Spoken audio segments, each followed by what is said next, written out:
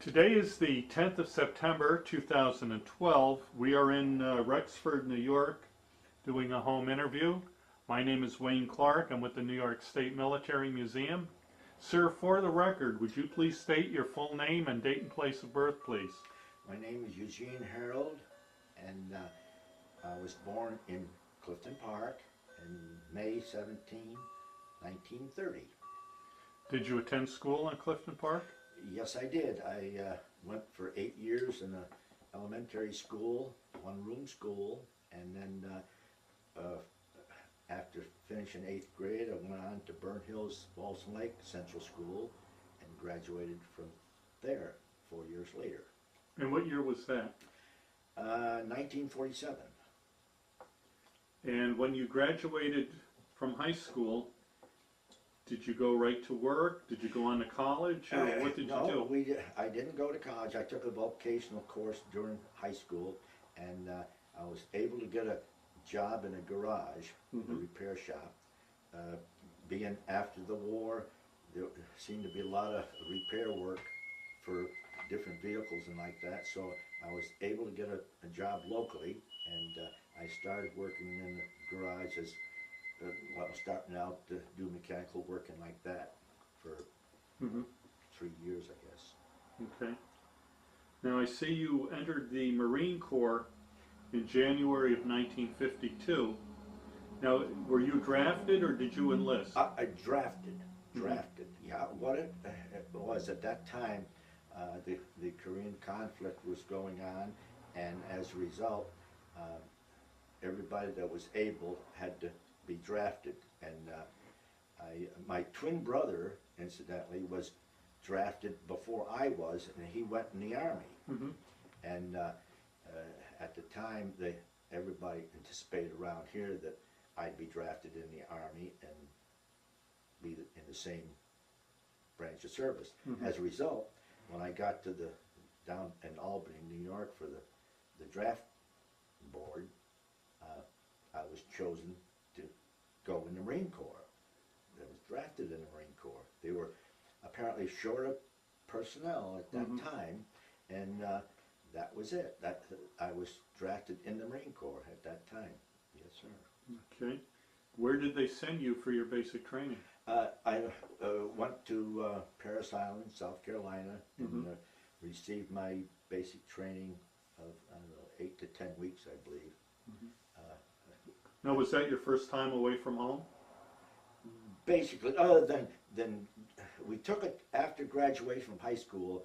My brother and I and another fella drove to Florida and back and spent the first winter in Florida. Oh, I see.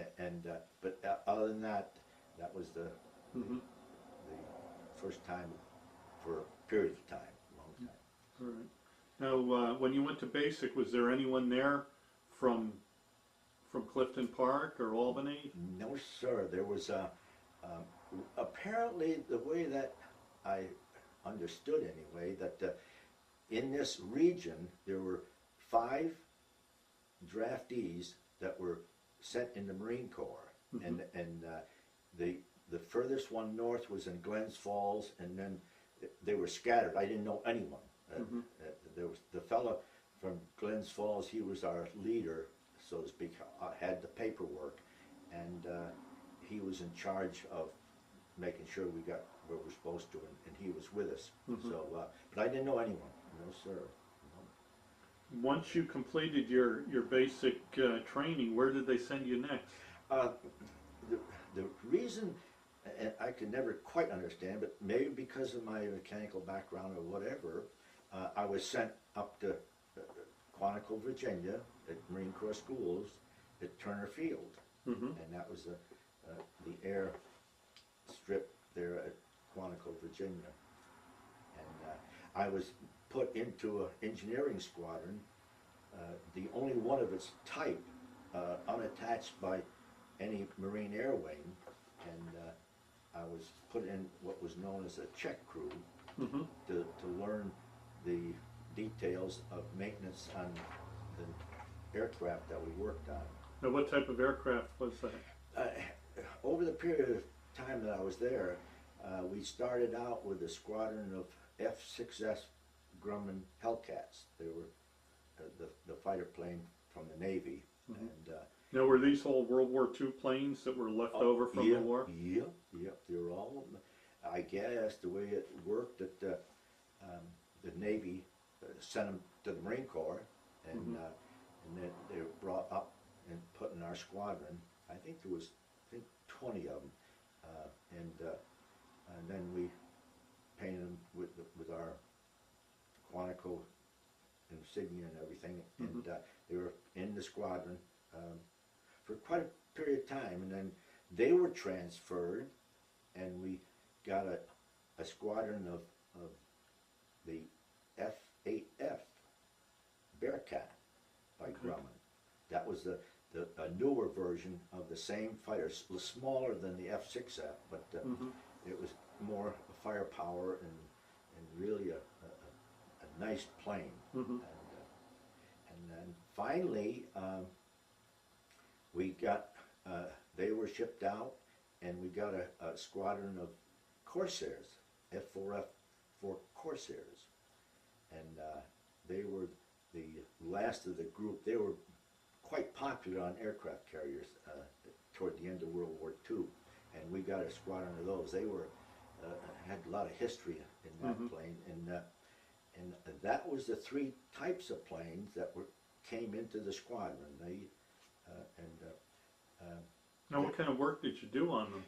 Well, I started out in what was known as a check crew. A check crew in an engineering hangar pertained to pulling maintenance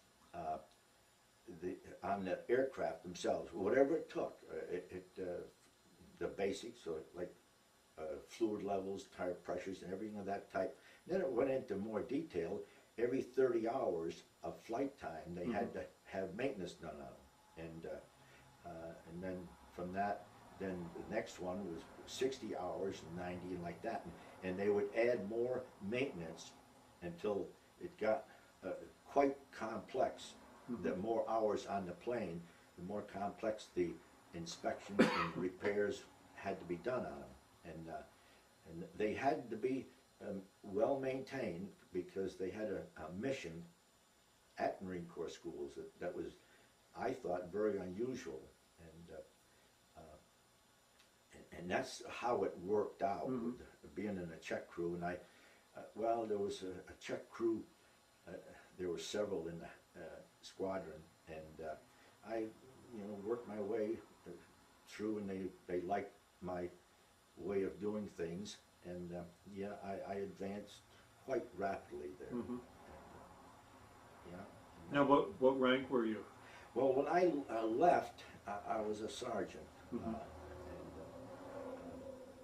The interesting thing that when I was in that squadron, I learned that the mission of it was at the pleasure of the commanding general of Marine Corps schools, which was General Cates, Clifton B. Cates. He was the commanding general at Marine Corps schools.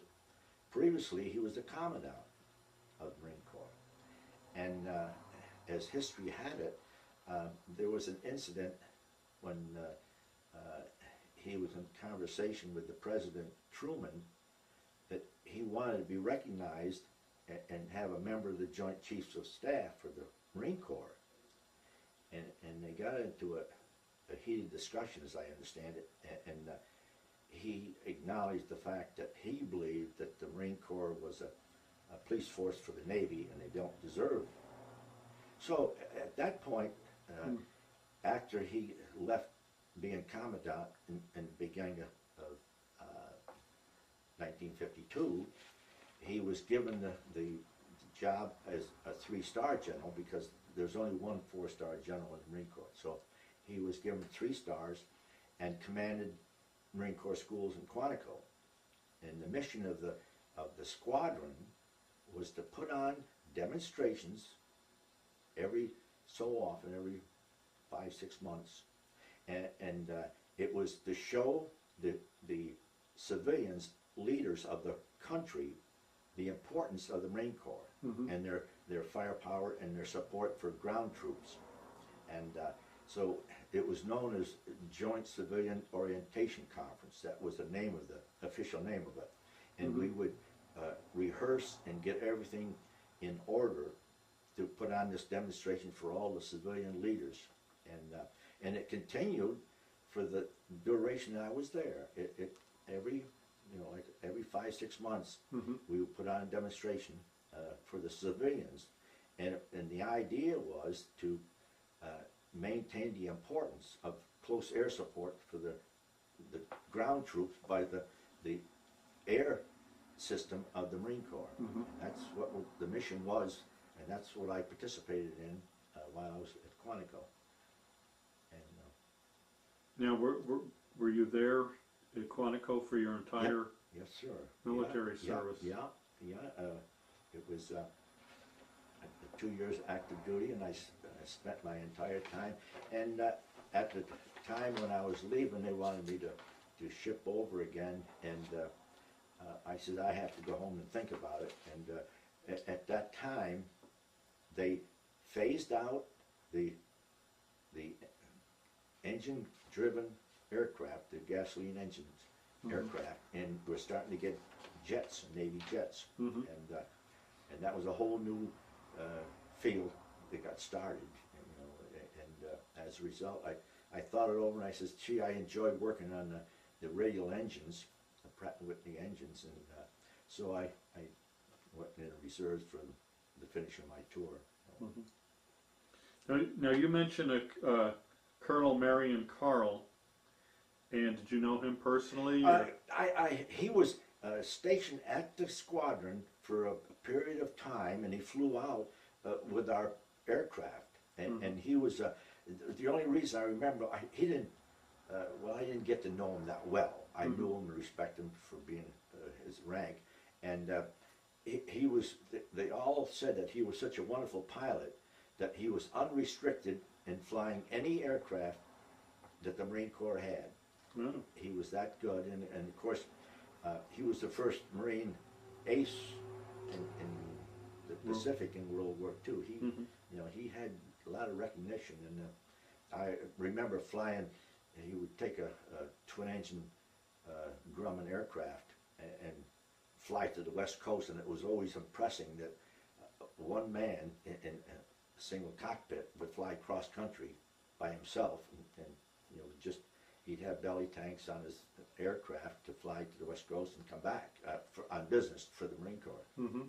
That was the interesting thing I remember about him. But he was, in all circles at the base, he was well respected. Now you got to do some flying yourself.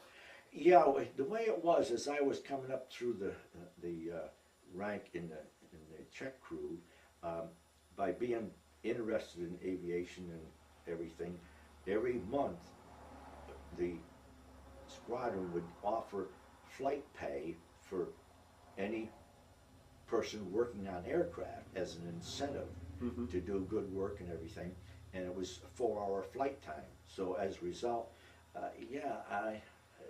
I enjoyed it because it would mean taking a hop in a plane. I didn't fly it. I'd take a hop in a plane, any place that any pilot was flying, with Cherry Point or Norfolk or any place that there was a hop going out, I would get permission from operations and get on board, and then the pilot would sign my flight sheet to and it's required, I had to get 4 hours a month. It doesn't sound like much, but in a fighter plane or whatever, it was, you had to keep track of it or you missed out on a monthly basis. But I enjoyed it, and I always participated and always got my time in, and it was enjoyable. Now, what kind of money were they paying you for flight time, do you recall? $50 a month extra. And when I got there, it was $75 for private first class a month, and that's what the pay was. So that was pretty good pay for you. Yeah. You figure with everything else is paid for, the uniforms and lodging and meals and everything. So and education, I enjoyed it, and I appreciated the fact I was able to deal with working on aircraft. Mhm. You know, I always liked that. So, yeah. All right. So oh, before I forget, why don't you show us those pictures and tell us a little bit about them? Well, these are when I came home on leave after basic training, and I was a private first class, and those pictures were taken by my brother, Yep. and at the time it was he lived right next door to where I lived, and Okay. we took pictures of. I think it was probably in late April or May, sometime around then is when I Okay. had the pictures taken. And this one picture was that of an air show I attended shortly afterwards. I happened to be at an air show, and this isn't the type of plane I worked on. This was I knew the fellow that had that plane. It was a Mustang P-51. Oh yes. Yep. So that's about the extent of Okay. the pictures. Yeah. Okay. So you got out of the Marine Corps in January of 1954. So you spent 2 years. Yes, sir. Now, once you got out, you mentioned going into the reserves. Yeah, it was an obligation of 6 years in active reserves. Did you have to attend meetings? No, that's the difference between active and inactive. Okay. Active reserve, you have to go for once a month and training, and inactive reserve was standby of, in case of any emergency or anything, I could be called back to duty, and where I left off at the time. So Okay. luckily, I had keep my uniforms and everything Mhm. intact for 6 years until my obligations were over with, and then finally I got a full release from the obligations. Did you join any veterans organizations at all? No, I did the American Legion, and that Mhm. was the extent of it. I didn't join the Marine Corps League or anything of that type, Mhm. but the American Legion I joined then, and I'm still with them.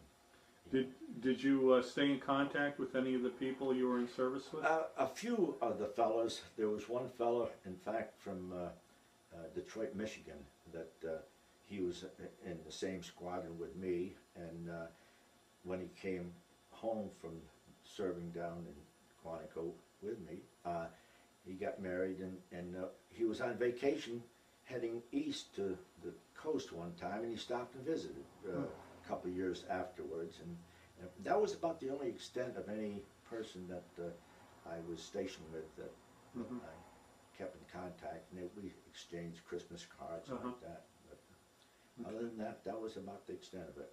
Okay. And were you able to make use of the GI Bill? Were you eligible for that at all? I didn't. The way that happened, previously to going in, I was a motor equipment operator for the highway department, local Mhm. highway department. And at the time when I come back out of the service, I went back to my same position with the highway department. And as a result, I had a steady job, Mhm. and then I thought more serious of settling down and getting married. So that's how it did.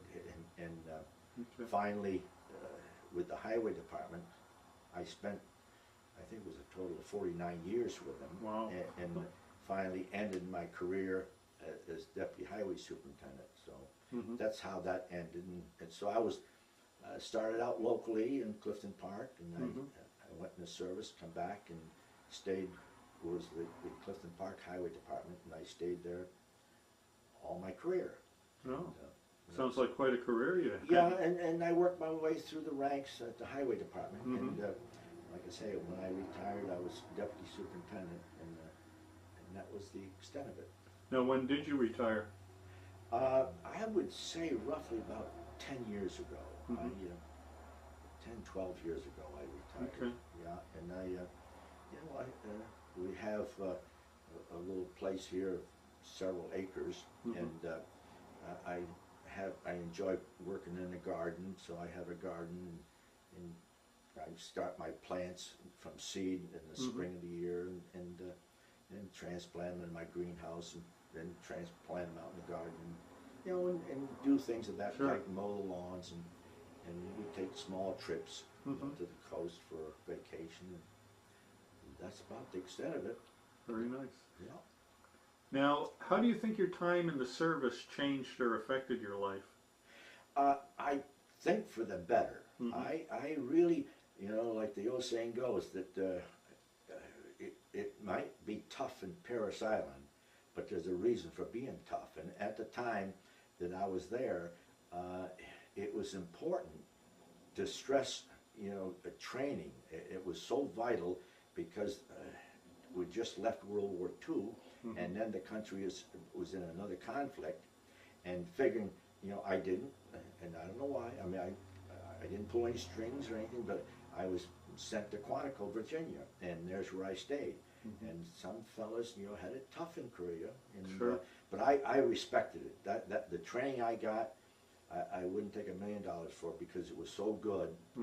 And even at Quantico, the squadron I was in was very strict and demanded a lot, but it was rewarding from the accomplishment that we were able to achieve.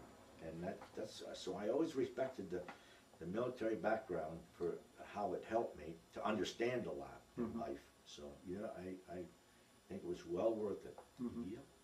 Now, did your brother end up going to Korea? No, he was in the Army. I had two brothers. The older brother lived next door. He was in the Navy in World War II, and he traveled around quite a bit in different places. I forget the ship he was on. But my twin brother, no, he was in the Army, and he was in I believe, an anti-aircraft unit at the end of Long Island for some reason, and never went to Korea either. So the two of us, and I don't know why, I mean, that he ended up in the end of Long Island in an anti-aircraft battery, and I ended up in Quantico, Virginia, in the Marine Corps, and that's how that ended up. Yeah. So Now, are your brothers still living? they're both dead. Oh, sorry to hear Yeah, that. yeah. My twin brother, I think he died first, and then my older brother, he died soon after we retired. He was worked for the General Electric Company for 40 some years, and yeah, he retired, and well, I never got to draw his retirement. He passed away with a heart attack. Oh. Yeah, so I'm the only one left. Yeah, and Do you have any children or grandchildren? yeah, we have 3 daughters. One, the one that Pat knows, lives in Charleston, South Carolina. One in Scotia, and one right here in town, right up here in Waite Road. So No? my youngest daughter lives on Waite Road, and my oldest daughter lives in Scotia. So, but the 3 daughters and a number of grandchildren and 1 grandson. No. Yeah, I think 4 granddaughters and 1 grandson. Yeah, Okay. very nice. All right. Is there anything else you'd like to touch on? Maybe we missed, or anything that comes to mind? I can't think of anything. I think we covered the interesting thing I always remember was that at Turner Field, where I was stationed at Marine Corps Schools, that was the home start of marine aviation. And finally, they developed the first Marine Air Wing, was started at Turner Field. And at the time I was there in the squadron, across the street from the barracks was the Marine Corps had started a helicopter squadron experimental. No. It was HMX-1. And I thought the interesting thing was, I see a program on television recently, and that's the home base of Marine One. They still have the President's helicopter stationed at HMX-1 in Quantico. So I thought, I think that's, I thought it was interesting that there's a lot of history in that Turner Field at Marine Corps schools. Mhm. It's, Now, were you ever offered a chance to work on the helicopters, or? no, didn't. No, what it was at the time I was there, the Marine Corps was dealing with experimental use of helicopters. Companies would bring their helicopters there for experimental flying to get the pilots acquainted with that. Mhm. And it took quite a while, the whole time I was there, for the Marine Corps even to decide on one type that would be functional for the Corps. Mhm. And it was very difficult. And you know, different companies would bring up different helicopters, some that was unusual looking, that never, you know, never advanced Mhm. past the testing stage. But yeah, and I think it was a Sikorsky helicopter that they finally chose at the start of marine aviation in the helicopter, because in World War II they didn't have them yet. It was, I don't believe they had any helicopters at all in World War II. And, Well, I'm not sure if the Marines did. I think the Army did, but it was in Yeah. its total infancy. I mean, they yeah. only had very few of them. But they come a long way, and that's I thought it was interesting that the start of marine aviation and the helicopter business started right at Turner Field at Quantico. So I thought it was quite interesting. Hmm. Yeah. Okay, anything else? I think we covered about everything I can remember. Okay. You know, very good. Well, thank you so much for your interview. Thank you for stopping by. Yeah, I appreciate it. Oh, my pleasure.